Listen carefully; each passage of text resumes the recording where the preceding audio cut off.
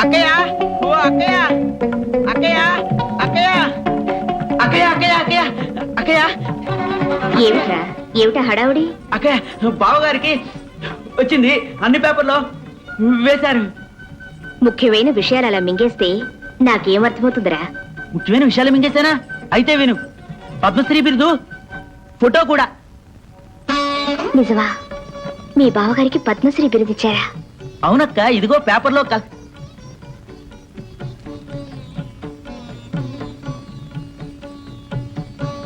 అప్పుడే ఎందరి కళ్ళు పడుంటాయో. ఆయన గారికి రాగానే దిష్టి తీయాల్సిందే. నువ్వు ఆయన అర్ధాంగివి కాబట్టి నీకు సగం పద్మశ్రీ ఇవ్వాల్సిందే, దిష్టి తీయాల్సిందే.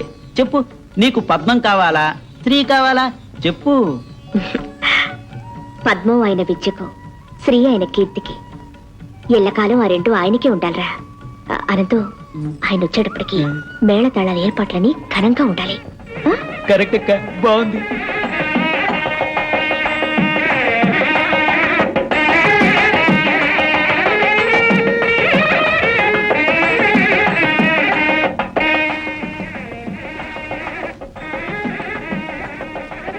ఈ తూతూలు తోరణాలు ఏమిటి విశేషం? ఏమో మరి అక్క, ఈ ఏర్పాట్లన్నీ అందుకేమే ఇవన్నీ.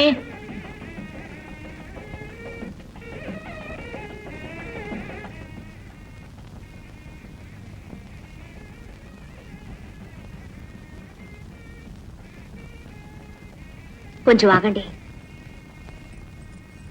ఇవాళ మన పెళ్లి రోజు కాదే, ఏమిటి హడావడంతా? అబ్బా, నీకేమీ తెలియనట్టు.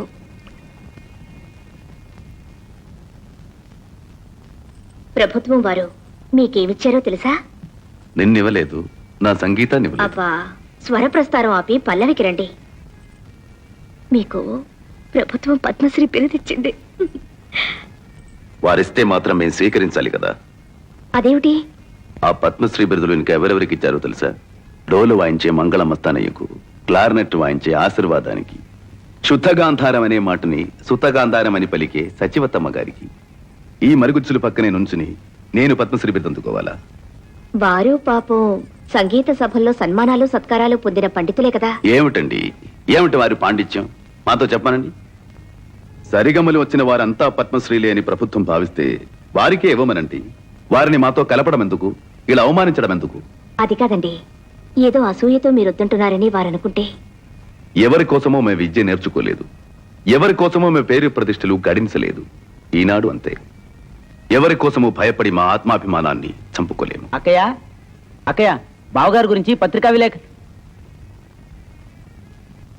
మాకేం తెలుసని, మేం నేర్చుకున్నామని, ఏం సాధించామని మాకీ బిరుదులు. అలా భావించడం మీ సంస్కారం సార్. అందుకే ప్రభుత్వం వారి